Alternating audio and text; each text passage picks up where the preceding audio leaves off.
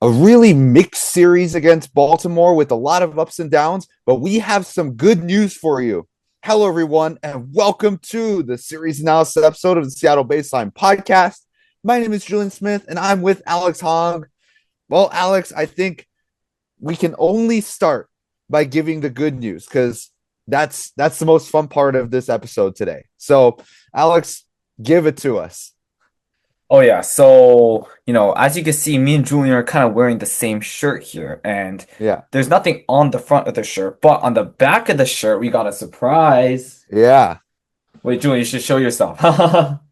Okay, so we got some Seattle Baseline merch, so that's pretty yep. cool. So we're both wearing it. Shirt looks like this, and you guys will have the chance to possibly get some of these shirts, and we'll talk about that more later. But yeah, some pretty exciting stuff. So that's cool. How the series went though is it started really well, and I want to share a funny anecdote. I was in the library studying for finals. I had a final the next day for physics, and then I was sitting next to or sitting near some other guy who was keeping up with the game. This was the game where it went to extras and we won. So it was like the game where Ferrer came in and then gave up the runs. I had checked the score at that point because I wasn't watching the game. I was kind of keeping up with it. I was like, oh, looks like we're gonna probably win, right? Ninth inning coming in, and then we end up giving those runs. And I'm like, oh no, this could be a disaster. We go to the extra innings. Randy hits the home run. So then me and him were both celebrating. And then we saw Davila come in and it was like first and third or some situation like that. And then we got the runner out at home. It was like a crazy thing. And the really cool thing was that the defense was really good that game. For something the Mariners have been struggling with, like for defense for a while, I was really happy that the defense shut up. So that was pretty cool to watch. Yeah, and like Cole Young as a shortstop was pretty awesome. We in terms of defense, it seems to have turned a corner a little bit. The defense at the start of the year, especially for like Julio Rodriguez, who we expect him to have pretty good defense with his range and his speed. He wasn't having it at the start of the season, but he's definitely turned it around. He's become a more complete player as the season has gone on, and I'm just wondering where his offense is right now. And maybe it's just him having a good start. So pitchers are adapting to his new style. And then now he has to get back in the groove. But definitely it's something that Julio has gotten a lot better with his defense in the past week or so. So that's a really promising sign to see. And then pitching wise, I think that's the part where like we definitely need to talk about today because the offense was pretty good. I mean, the even the games that we lost, except for the third game with Kirby, it all the other games offensively they were good, but the pitching side we really couldn't say the same. So, Alex, what did you think overall of like what did you think of Kirby and Wu especially? Well, Wu obviously was bad. Like that's objective, right? He had that really bad inning where he gave up 6 runs. And that really kind of cost us the game because the offense I mean I know we hadn't scored any runs at that point, but then we ended up scoring I think 5 runs that game and then I think we had the big homer like in the right inning right after. So we ended up getting like 3 runs or something. So it was a situation where we definitely could have you know, what is it? Made a comeback, right? I saw that Rayleigh hit the home run. I was like, oh, okay, looks like it's possible, but it was just a little too much to overcome, especially when you give up 6 runs in one inning, right? So that was a little unfortunate because it was definitely a winnable game, and obviously it didn't work out for us. But starts like that are really costly here. In situations. So that was a bad start by Wu. Wu is weird because he's been very up and down this year. I think he's getting a little unlucky. Now that start was just bad, but I feel like his stats aren't too bad this year. They're not as good as they were last year. And I'm talking about like his more advanced stats, like his I always check Savant's page and see what they think about specific pitches and stuff. Like his fastball's still pretty good. His breaking pitches haven't been as good this year, and that's kind of what's kind of costing him. So It's because Wu has like really good starts and then he has really bad starts recently. Like the Tiger series and this one have been pretty bad. So, he's having a very up and down year. George Kirby, on the other hand, he's just been not very good for a bit, right? Mhm. I guess his last start wasn't terrible, like compared to some of his other ones, but it's just not been the same George Kirby we saw at the start of the year, where he was going really deep into games and hardly giving up any runs. Now he's giving up a lot more stuff. Uh, his last start wasn't as bad as the other ones, like I said. He got 10 strikeouts. He was getting job done. He had a lot of pitches, but it just wasn't too great. And I want to tie into this unless you have more to add, right? We had Gilbert and Gilbert, who played amazing, by the way. Even though he had that really slow start in the first two innings where he pitched, I don't know, it was an insane amount of pitches, maybe like 50 something pitches. I did not think he would go 6 innings. It was a really great job by him. But we had both starters go over like 100 pitch innings. I think part of the reason why we had to do that is something we're about to talk about soon, is with the bullpen deficiency. Because right now, Brash is in the IL again. Like that guy just seemed can't to catch a break with these injuries. So, Julian, do you have any other thoughts to add on? Yeah, I want to touch on Brian Wu for a second. Brian Wu, when the base is empty, has a 161 average to a 194 on base, less than 200 on base, to a 433 OPS. This means that he is incredible, borderline unhittable when the bases are empty. But then you look at runners on base, 328, 381, 915. If you have a 915 OPS, you are one of the best players in the league. Like at the start of the season, Luke Raley was that.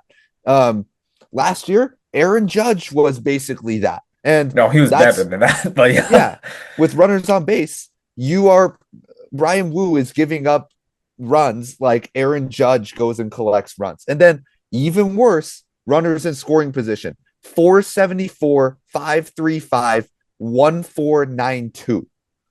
That means that with runners in scoring position, Brian Wu is getting hit more than the best player in the world times 1.5. And that's just horrible. And so what I want to figure out here is what is going on in his windup versus his set position. Because with the bases empty, you have your normal windup. You have your look at the glove, breathe, and everything. But when there's runners on base, the form changes so that you can go and pick off the guy at first to make sure they don't get the second. And so I I wonder if Brian Wu is struggling there specifically with that different form.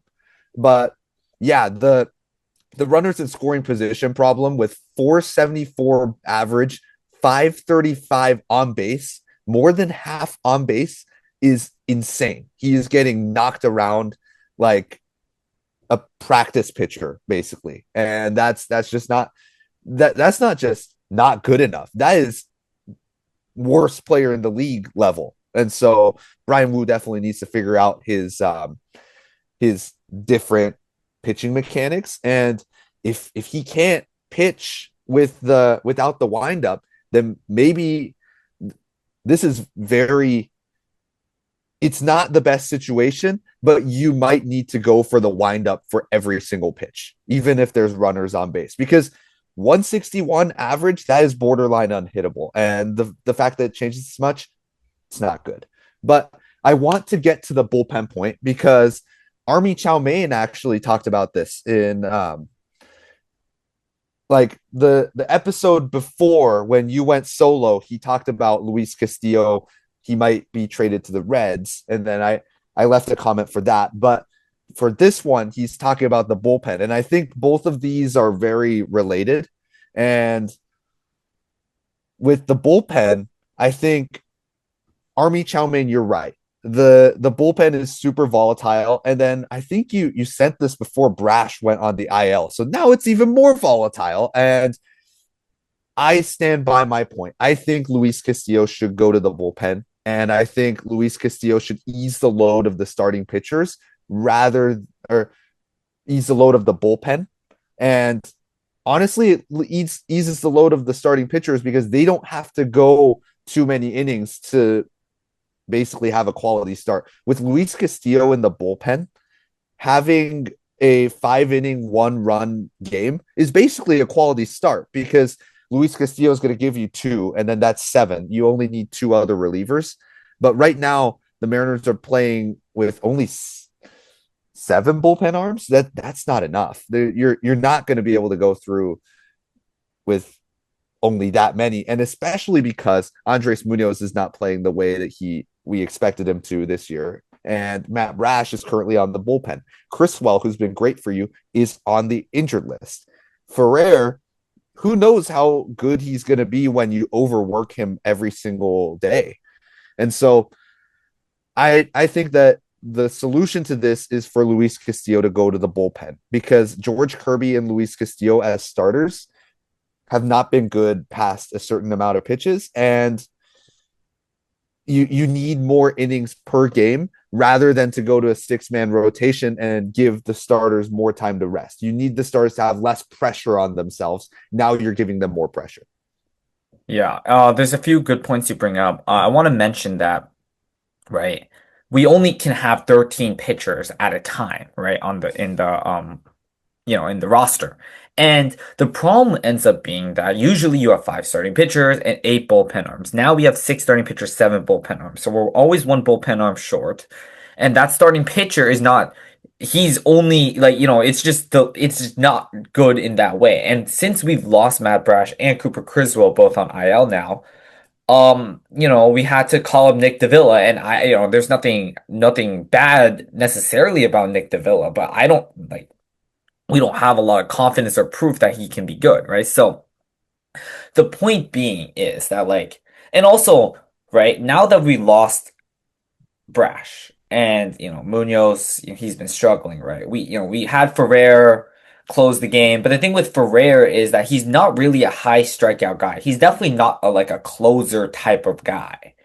Munoz is now. Munoz has been playing well, and that has its own problems, right? But we're very just short on the bullpen to where if Ferrer has to pitch so much, like Ferrer, I think he's been pitching the most games all year, right? And he's our lefty as well. He's only one of our two lefties we have, so he's a guy that's very important to have. So we just run into a difficult situation because of that. And we talk about, the Castillo thing a lot, but it's not even just the Castillo thing. It's just our bullpen's so depleted. We need an extra arm there. So either, even if we sent Castillo to the minors or whatever, that would be better because we would have an extra bullpen arm. That's more important to me than just sending Castillo down just for just getting Castillo out of those starting rotations. So that's definitely an issue we have, because of the injuries piling up.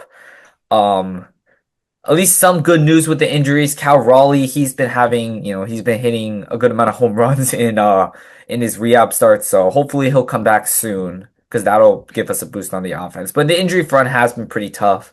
We still don't know about Brendan Donovan. Looks like he's not going to be back for some time. So not, even though he's been on the 10-day for a while, but looks like it's going to be a while before he comes back. Yeah. Crawford's on the aisle again too. So it's just difficult that we're running into these situations, but we got to manage these injuries well. And a 6-man rotation is definitely not a good way to manage all these injuries. A 6-man rotation to me is fine in a situation where, okay, the team, we ran a 6-man rotation back in I think 2021. I remember this. And the reason why is because we had a lot of young guys that we want to see, okay, are they good, right? Well, that 2021 team, especially, that team was kind of close to making the playoffs, but at the start of the year, we realized, oh yeah, this is probably not a very good team, right? We're just going to try to develop. This is not a developing team. This is a team that's trying to win. That's not something you don't ever run a 6-man rotation with a team that's trying to win. So that's kind of my thing on that. Yeah, and look at Castillo's stats. He is batted after pitch 75, but he is borderline unhittable until pitch 75. Putting him in the bullpen, going up until the 4 innings mark in every other day, that's going to give you that up until pitch 75 point. And I think that is exactly how the Mariners should operate here. Look at what he's good at. Look at what makes him elite because Castillo, until a certain pitch mark, is elite. Until the 75 pitch mark is elite. You are not using him correctly, and the Mariners need to put him in the bullpen because that will be where he excels. That's all I've got there. And moving on to the Washington Nationals, which after we talk about the Nationals, we will talk about how you can get these awesome shirts because man, these are some snazzy shirts right here. So we will be talking about it. Don't worry.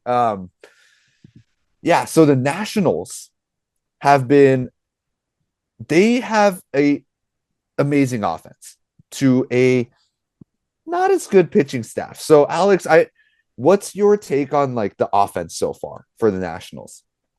Very good. This Nationals team was awful last year. They were like terrible. Like I don't think they reached 70 wins. So that's just goes to show their team was really bad last year. But this year they're above 500. I think they're barely above 500 at the time of this recording. But they've been a lot better. And one of the reasons why is because they've had some stars arise. So first, James Wood, that guy's been amazing this year. Okay, I have him in fantasy. I don't even remember when I picked him. I know I drafted him, but I know he was an all-star last year. But this year he's been even better. So props to him. He's been really, really good. Another guy, CJ Abrams, he's also been really, really good this year. Props to them, right? They have some young stars, and Abrams is a guy who was pretty good last year, right? He was like above average, but this year he has like a 900 OP. He has a 905 OPS. So, and he's been always in like the 700s or so. So it's just these younger players having a big boost in production that I think is really taking this national team to another level. Luis Garcia has been pretty good. Their catcher, Kevin Ruiz, he's also been pretty good. So, yeah, I think the way I could see it is that their offense just played a lot better than they did last year, right? And they had a lot of the same players as last year, and this team was not supposed to be any good this year, but they have. They really elevated. So that's kind of how I'd say they've been very productive on offense, which has definitely helped them um a lot. So that's kind of how I see it. Yeah, and the I think their offense is actually really similar to the Mariners in the sense that they hit a lot of homers. They're not much Hmm. on base team. They're more of a let's just bang bang bang and hit it out of the ballpark every single game type of team. So it's going to be an interesting one. Power versus power, Washington versus Washington State, and we're going to go defeat them. But how do we go defeat them? Because clearly they have a winning record. They have their winning ways. The first thing that stands out to me is that the pitching staff doesn't have a great ERA. The pitching staff has been banged like a bunch this year. They've been hit around every single game. And why does that happen? I think it's because of the defense. The Washington Nationals this year have had an atrocious defense. Like if you thought the Mariners defense was bad with JP Crawford, look again because the Washington Nationals, they will one up you on every defensive flaw that you've ever seen. And starting with Brady House, their third baseman, Luis Garcia Jr., first baseman. I don't know how you can have a bad defensive first baseman. That's pretty unlikely for teams. CJ Abrams, shortstop. And then you have James Wood in the outfield. Even though these guys are great offensively, their defense is not the same level as their offense. They're like a bunch of Dom Canzones out there who are exceptional at offense, but then falls a little bit short on defense. That's kind of how James Wood is. And the rest of their offense, bad defense. So the Mariners need to exploit this. The Mariners, especially with their third baseman being the biggest liability, left what's it called? Third base line. Just hit it down the third base line and a bunch of errors will come. That's one way if the Mariners offense is struggling, they can always look towards third base and see if they have a shot at getting a bunt down, a guy like over the a shot over the head, everything. And so that's the first thing that stands out to me with the Washington Nationals this year. And I think the Mariners actually do have a shot when it comes to bad defensive teams, the Mariners like hitting ground balls whenever they don't hit home runs. And if they make a few errors, who knows? The tide might shift a little bit. And so I think that's the strategy for the Mariners. I'm excited to see this series because it's going to be a lot of home runs and a lot of great offensive plays and um, some pitching plays. So it'll be a lot of fun watching this series. And let's get to the shirts because that's the important thing about this episode is that we can give you guys a shot to get our very exclusive shirts that are not being sold, at least not yet. And so um let's see. Let's if you guys can direct message us on our Instagram, on our Seattle Baseline Instagram, and give us a like and comment, that'd be great. Let us know what shirt size you are in the direct messaging in Instagram, and let us know in the comments if you guys don't have an Instagram account. We can definitely accommodate for that. So yeah, let us know and we will give them out. For example, Alexa Clark has always commented on our show. Like, you are the first person that will receive this. So stay tuned there. And then everybody else as well, you guys can receive some of these awesome t-shirts. So And there's only a limited quantity, so make sure you do it fast. there's four. Yeah. Yeah, thank you everyone for tuning in. Check us out on Spotify, Apple Podcasts, and our beautiful faces on YouTube. Check out our Instagram. And as always, go Mariners. Go Mariners.